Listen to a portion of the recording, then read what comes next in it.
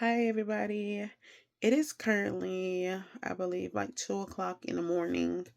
Um, I just got done putting my 6-month-old baby to sleep.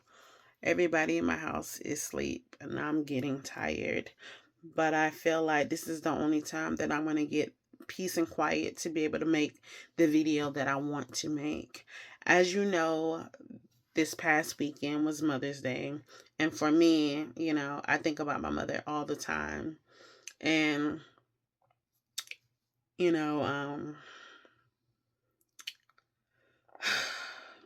there was something this past Mother's Day that I wanted to share.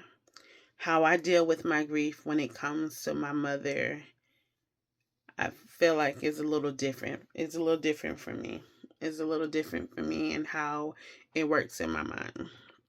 But for this past Mother's Day, I wanted to post a video for my mother.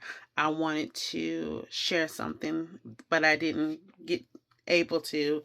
I wasn't able to take the time to do that because it's very emotional of the topic that I wanted to speak of.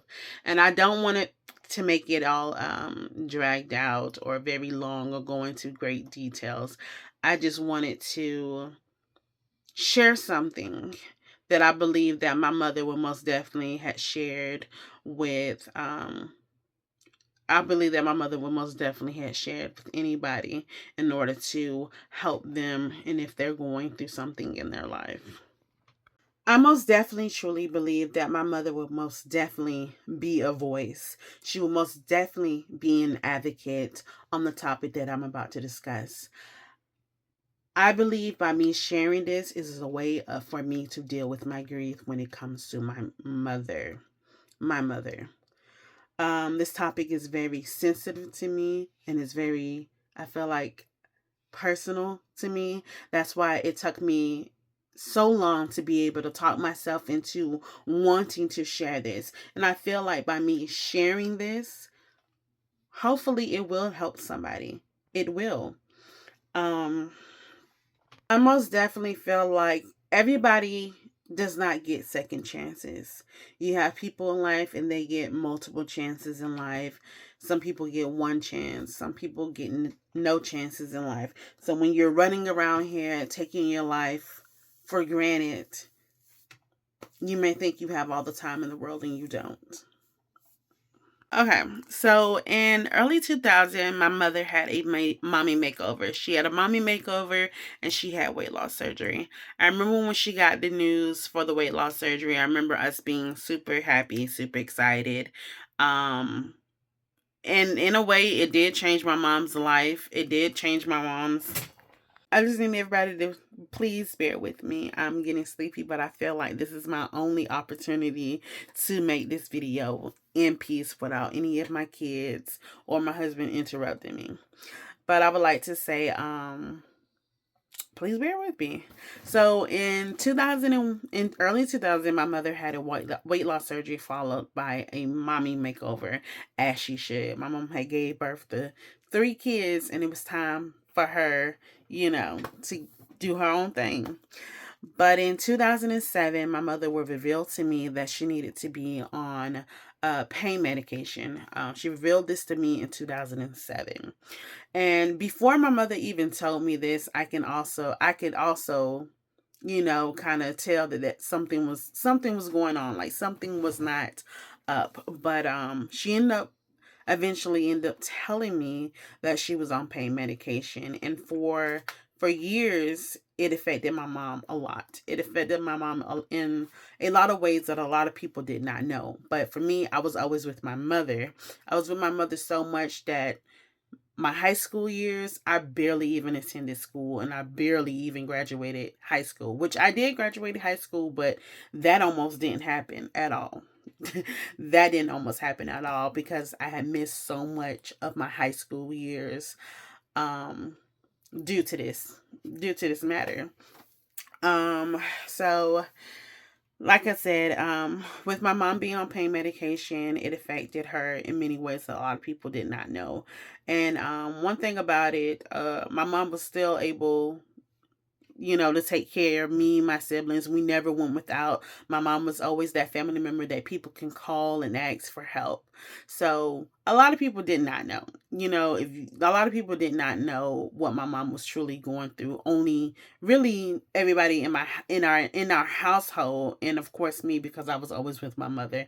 I am my mother's daughter.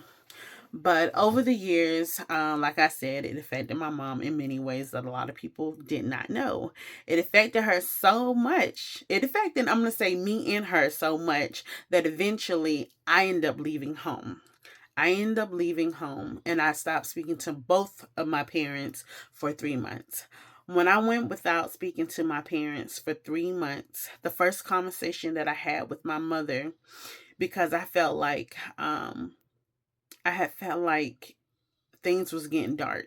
Things was getting dark and it was not in a good space at all. And yes, things had happened and things had taken place, but I felt like me at the age of 20, I just felt like I could not, whatever was going on, I just could not handle. So I ended up leaving and running away from home. I don't know if you consider being a 20-year-old running away from home, or I don't know if that's considered running away from home or just leaving your parents' house. But after not speaking to my parents for about 3 months, because me and my mother has always been close. So, but after not speaking to my parents, not speaking to my mother for 3 months, my mother had got in contact with my boyfriend, who's my husband now. And she had told him, she said, "Hey, listen, I need to speak to my daughter because there's something important that I need to tell her." And with me going 3 months without speaking to my mom, my parents, um, was really big for me. That was really that was really, really a tough time for me. But one afternoon my mama had called my boyfriend, who's my husband now. She had called him to say, "Hey, listen, I got something important that I need to tell my daughter." And when I eventually spoke to my mom, the first thing that she said to me was, "Hey, I'm clean of all pain medication. I detoxed my body for 3 months off of all pain medication." I was so relieved when my mother told me that, because she had no clue of how much that her being on pain medication had affected me and affected her and what was going on. And that's what one things that my mother revealed to me. She revealed to me that she felt like she was missing out on so much, that there were certain things that she was not remembering. Even after my mom being off of pain medication, even like a year, 2 years after her being off of pain medication, I had to let her know, "Hey, this is why this has happened. This is why I left home," which I had to, she didn't realize why I left home. What was the real reason by me leaving home, which I'm not going to get into that. I mean, we know it had something to do with my mom being on pain medication, but I'm not going to get into that right now. That's a different time, different story. With my mother's telling me that she's off pain medication and it's been 3 months, I already knew that, oh yeah, I'm going to get a way better than mom than I had in years. I felt like I'm going to get my mom back.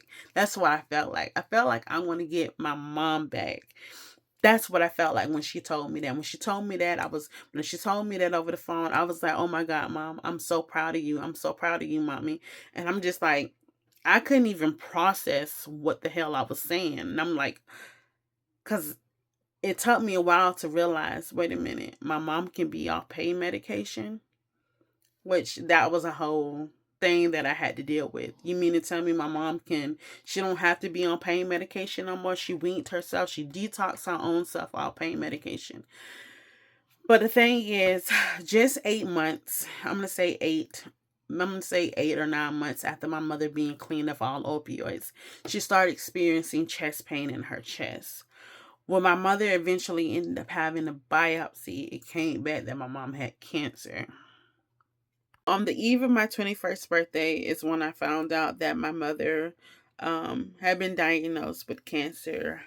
I attended her biopsy with her, and I believe it was, well, they waited 2 weeks to officially tell me that my mom had cancer.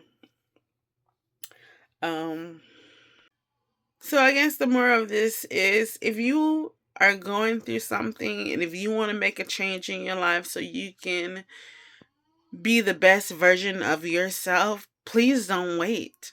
Do not wait. Do what you have to do now, because everybody does not get a second chance. And I wish every day that my mom was here, because me being her daughter, me always being with my mother through her chemo treatments, radiation treatments, I knew that my mother wanted to be here.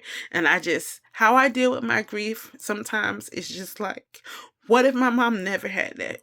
What if she never had the weight loss surgery? Here I am thinking about my mother having this weight loss surgery, that she's going to be here forever because she's going to be a better, healthier version of my mom's self. Not realizing that for years, my mother, because of that surgery, my mother would be addicted to pain medication. And I would lose 10 years of my mom, or my mom felt like she lost 10 years after having that surgery. She did. It felt like, that's what it felt like. I'm not. Like I said, this topic or this whole thing is very emotional for me, but that's how I deal with my grief. Sometimes I just feel like, what if my mom never had that surgery? What if my mom just never ever had that surgery? Would my mom still be here right now with me? Would she been able to catch her cancer in time, or would she never would have had cancer in the first place? So, if you are going through something, or if you feel like you're just letting your life pass you by, if you get out there and do what you're supposed to do, nobody's perfect. I'm not perfect. This video is probably not even perfect. This video is probably a hot mess. It's like 3 o'clock in the morning now, and I'm tired. But I love my mom and I miss her. And if this video can help somebody, anybody, so be it. Bye.